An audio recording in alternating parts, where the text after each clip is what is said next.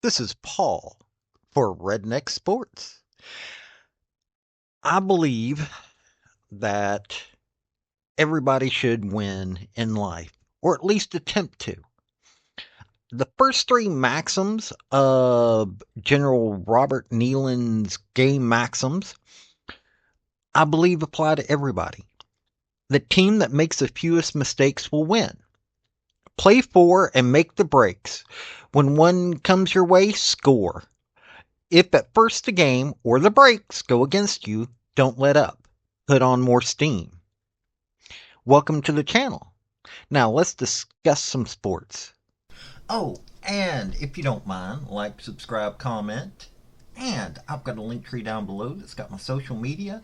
And it has my Patreon if you want to help out. Thank y'all. So, University of Tennessee is not playing this week, but there is a game that I'm excited about that I am going to preview, and that is Notre Dame versus Navy. It's going to be at the MetLife Stadium, and this is going to be noon this Saturday. Notre Dame is 6-1, Navy is 6-0. I honestly am excited because Navy has got a brand of football that they haven't had in a long time. And Notre Dame is, well, Notre Dame. I've been watching Notre Dame since Lou Holtz was the head coach.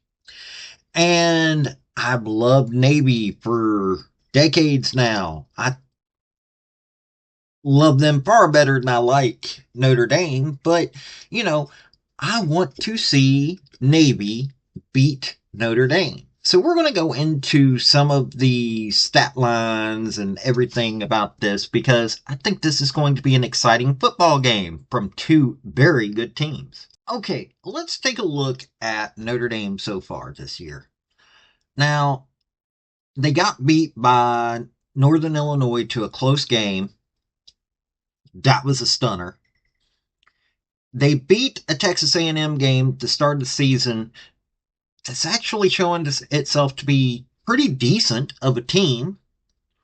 They beat a lackluster Purdue. Miami of Ohio was a blowout. And Miami of Ohio, Louisville, decent. Not a great team, but decent. Stanford, Georgia Tech is got some fire to them, but they're not quite to Notre Dame's level. They are led by Riley Leonard, who has got a pretty good passing arm. Their leading rusher is Jeremiah Love. Their leading receiver is Bo Collins. They're 31st in the nation in rushing at 209.6 yards. Passing yards, 184th in the nation with 189 passing yards. And total yards per game, 89th in the nation, 398.6. So this is a decent team. Actually, I would say they're a good team. They deserve, I will say this, they deserve that number 12 ranking with them being 6-1. So it's not like that they're not Notre Dame. They're the Notre Dame that you expect every year. Now, Navy, if you followed this channel, you know that I love me some Navy football. They beat a highly touted Memphis team. They haven't had a lot of other competition. Charlotte's an okay team. UAB is horrible. Air Force is having a very down year. Temple is, well, they're 2-5 overall. And Bucknell, well, that's an FCS team. They haven't had that good of competition, but let me tell you, Memphis is 6-1. A lot of people have been talking about Memphis. They were saying that, hey, this would have been a good match for the reconstituted Pac-12. I don't think so, mostly because, well, Pac-12, really, this is Memphis. It's in Tennessee. It's across the Mississippi River from anything considered Western U.S., but Memphis is one of those teams that you would talk about. And the game was 56-44. Navy has got a really good scoring offense with a decent defense. Now, Blake Horvath is their quarterback. He's also the leading rusher. And Eli Heidenreich is their leading receiver. They also have a gentleman by the name of Teska, who, good Lord, this man is very impressive. Navy is 7th in rushing in the nation, 274.8 yards per game. They're 228th in passing, 161 yards per game. Total yards per game, they're 47th at 435.8 yards. Now, are they going to get slowed down by by Notre Dame? Yes, I believe that they can be slowed down by Notre Dame. But I don't think that Notre Dame is ready for all the tools that Navy has. Blake Horvath, this man, if he can't get to somebody else, he'll go himself. Eli Heidenreich, phenomenal receiver. If you've watched any of the Navy games, Eli Heidenreich, holy cow, he doesn't get into the end zone as much as I would think that he should, but that's why you have Teska. Teska is that guy that they don't target all that often for running or for receiving, but when he gets the ball, this man does his job.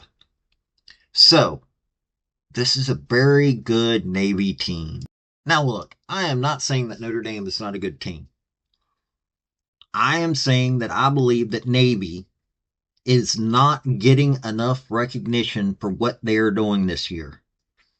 I believe that Navy has enough offensive capabilities and weaponry that they can overwhelm the Notre Dame defense, which is a good defense. Don't get me wrong. I am not saying that the Notre Dame defense is not that good. I am saying that I believe that Navy is a better offense. Now, the Notre Dame offense, it's a good, solid squad. I don't think that Navy's defense is quite at that level. I think it's going to turn into a tad bit of a shootout. But I think that Navy is talented enough to keep scoring every chance they get, and they're going to be able to overwhelm Notre Dame's defense. I honestly believe that this is a Navy win. That's just because I've seen Navy, I've seen Notre Dame. I honestly believe that between the two of them, that this is going to be one of those games in which it can be done. Because, I mean, this is a Notre Dame offense that only scored 31 against Louisville. Yeah, they scored 49 against Stanford. They scored 31 against Georgia Tech. But you take a look at the normal score for Navy, and you're talking 51, 34, 41, 56, 38. Yeah, they're a scoring offense. So, I think that this is going to be a win and a rare opportunity for the midshipmen.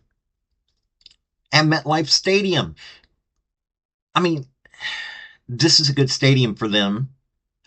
On top of the fact of that this is an old rivalry. Most people may not be aware of this. This is the battle for the Rip Miller Trophy. It's a rivalry that's been going on since 1927. And yes, Notre Dame leads it because Notre Dame gets a better opportunity. But I think that this is a good chance for Notre Dame to lose in their win streak, which has currently been going on since 2017. So, yes, this is going to be a Navy win, in my opinion. I might be wrong, but I still think it's going to be a high-scoring game, and Navy's going to prevail. This has been Paul with Redneck Sports. Y'all have a good day. Thank you for watching this video. I've had some fairly good success with all of my Redneck Sports stuff, and I hope you enjoyed the topic. If you did, like, subscribe, comment, all that rigmarole. And also, just let me know what you want to hear about. I'll give a redneck spin to this stuff. Let me tell you, I love sports. So I love people that want to join me in that. This has been Paul with Redneck Sports. Y'all have a good day now. Bye.